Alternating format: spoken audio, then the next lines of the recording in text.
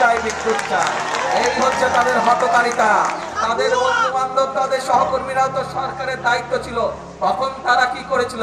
সমগ্র বাংলাদেশে মানুষ যে বিদ্যুতের কষ্ট পাচ্ছেন, আমি আন্তরিকভাবে তার জন্য দুঃখ প্রকাশ করছি। কিন্তু এই সরকার আপনাদের সরকার, এবং আমরা কাজ করছি যত দ্রুত সম্ভব মানুষকে এই কষ্টের হাত থেকে রক্ষা করার জন্য। আমরা আশা করছি সবকিছু ঠিকঠাক থাকলে আল্লাহর রহমতে, সবকিছু ঠিকঠাক থাকলে আল্লাহর রহমত থাকলে দ্রুতই আমরা এই অবস্থা থেকে মানুষকে বের করে নিয়ে আসতে পারবো, যাতে করে মানুষ কিছুটা হলেও স্বস্তি লাভ করতে পারে। প্রিয় ভাই বোনেরা,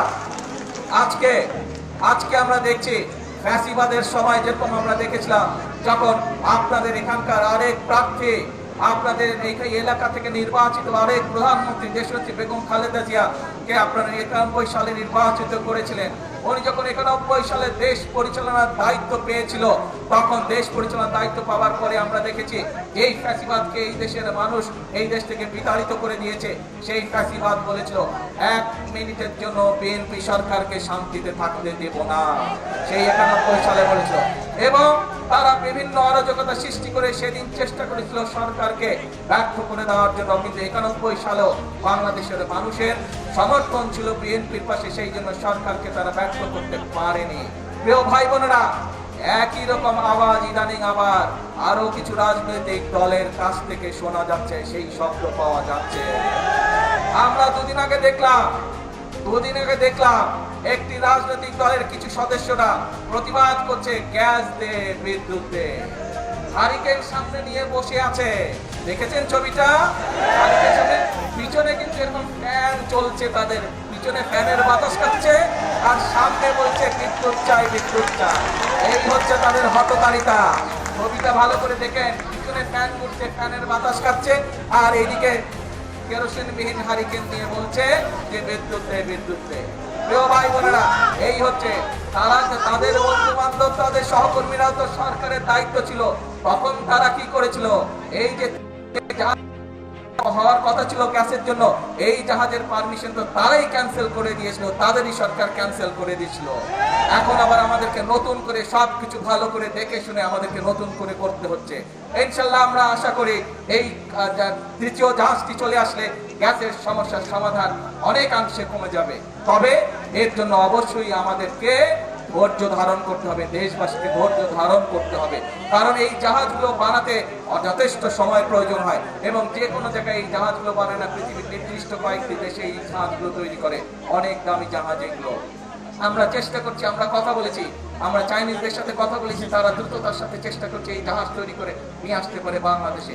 এর মধ্যে আপনি দেখেছেন দ্রুততার সাথে আমি মালয়েশিয়ার প্রধানমন্ত্রী জনাব আনোয়ার ইব্রাহিমের সাথে কথা বলেছিলাম যে সহযোগিতা দেওয়ার জন্য, গ্যাসের সহযোগিতা দেওয়ার জন্য, তারাও চেষ্টা করছে আমাদেরকে সেই সহযোগিতা দেওয়ার জন্য।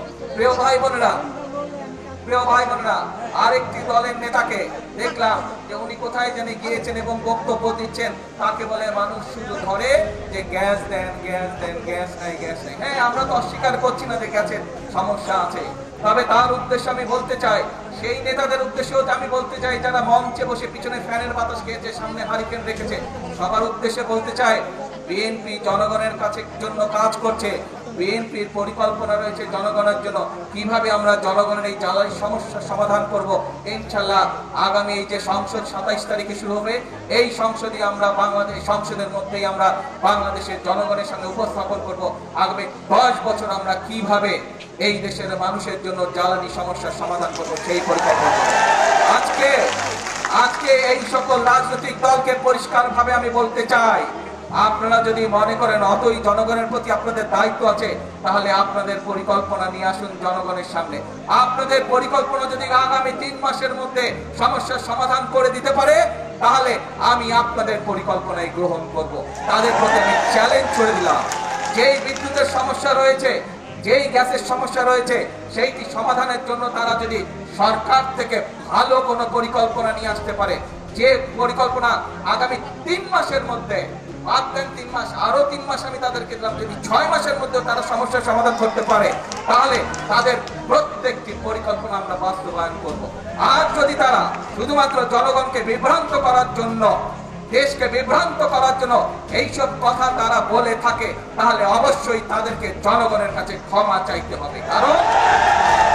কারণ একজন রাজনীতিবিদ হিসাবে শুধু জনগণকে বিভ্রান্ত করা তার দায়িত্ব বা কাজ নয়, বরং একজন রাজনীতিবিদ হিসাবে জনগণকে ধৈর্য শেখানো এবং সঠিক পথ দেখানোই হচ্ছে একজন রাজনীতিবিদের কাজ। সেই জন্যই আপনাদেরকে বলবো, আসুন, বিভ্রান্তির রাজনীতি স্বৈরাচার করে গেছে, মিথ্যের রাজনীতি স্বৈরাচার করে গেছে, ভাঙচুরের রাজনীতি স্বৈরাচার করে গেছে। আপনারা জনগণের সামনে প্রতিজ্ঞা করেছেন যে জনগণের জন্য কাজ করবে, আপনারা জনগণের সামনে প্রতিজ্ঞা করেছেন যে আপনারা দেশ গঠনের জন্য কাজ করবে। কাজেই সেই সব বিভ্রান্ত রাজনীতি বাদ দেন, সেই সব হঠকারিতার রাজনীতি বাদ দেন। আসেন, জনগণের জন্য কি করতে পারবেন, কি পরামর্শ আপনাদের দলের মধ্যে আছে সেটি জনগণের সামনে তুলে ধরেন। কি পরিকল্পনা আপনাদের মাথার মধ্যে আছে যা জনগণের উপকার করবে, যা দেশের মানুষের উপকার করবে, সেটি জনগণের সামনে উপস্থাপন করেন। রাস্তায় বসে ভাঙচুর করা, রাস্তায় বিশৃঙ্খলা তৈরি করার দিন শেষ, সেই রাজনীতি শেষ। জনগণ এখন সেই রাজনীতি সমর্থন করে না।